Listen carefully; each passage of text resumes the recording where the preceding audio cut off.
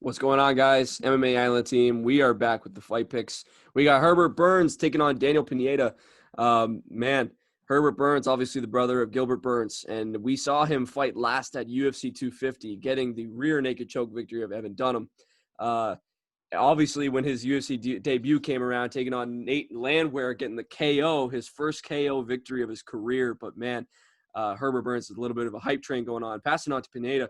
Pineda's got obviously the last two of his fights no contest because, as Zach could say, Pop he got steroids. popped. He got popped for steroids. So, just talking about both of these guys here, man, Herbert Burns is kind of on a roll here. So I guess I'll start this off by saying that I'm taking Herbert Burns. This man's kind of been killing it lately. We didn't really – this is kind of a little bit – I wouldn't say a little bit, a lot more of a test to face Daniel Pineda here. This dude, obviously, if you disregard the no contest, this dude was on a little bit of a run here, taking like 4 straight victories, 3 of them in the first round. 3 of them, stopped in the first round, 2 submissions, one TKO, and then obviously the TKO victory in the second round. Like I was saying, man, Herbert Burns, this dude is very, very skilled on the ground. I think as of late, he's been one of the guys that and looking at his tape from before he was in the UFC, this dude is very, very smart on the ground. Rear naked chokes, triangle arm bars, but man, I'm looking for Herbert Burns to go in here and kind of show up a guy who we've seen primarily be a submission specialist throughout his career in Pineda. He's been submitted 6 times, so obviously there is that vulnerability there. Just looking at his career, this was all kind of a long time ago that he was submitted, but I'm really thinking that we can kind of see a little bit more of a test for Herbert Burns here. And I think there could be a little bit of a hype train, especially with how good we've seen Gilbert Burns, who's probably getting the next title shot at welterweight.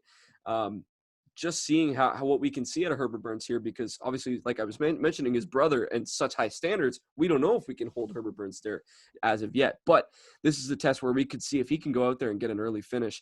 Man, I guess we can start saying Herbert Burns could be a hype train. Weird to say at him being age 32, but like I was saying, I'm going with Burns on this one.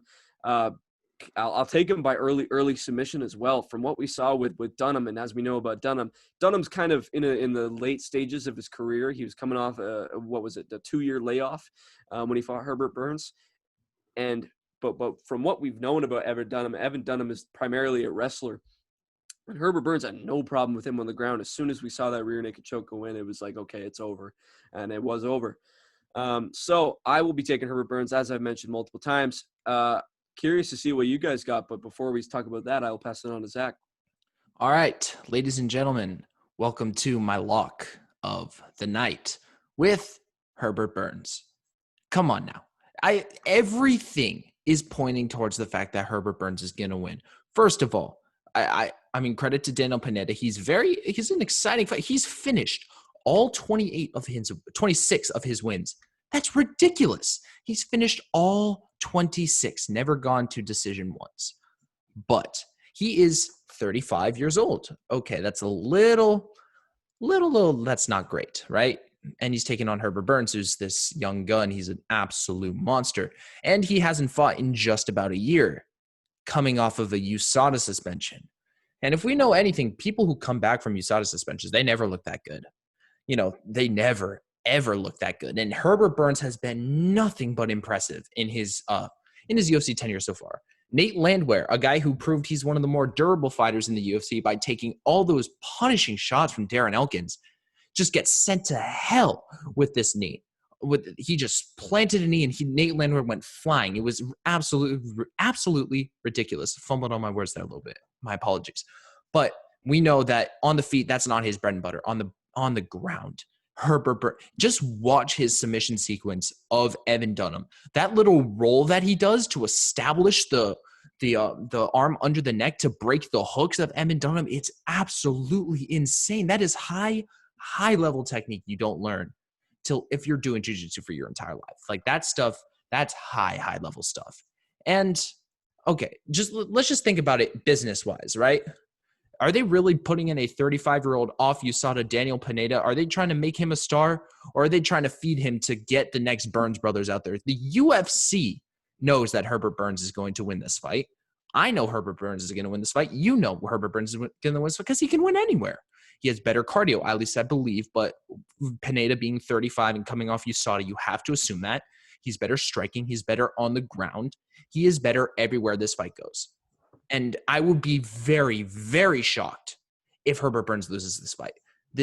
He's my lock of the night for good reason. Yeah, and I will agree with you. Passing on to what you mentioned about how he has zero decision wins. The two guys who have beat Herbert Burns are primarily decision winners, and they're also a combined 24-2. So I will kind of say that if you're going to beat Herbert Burns, you're going to need to be a very, very high-ranked opponent, I will say.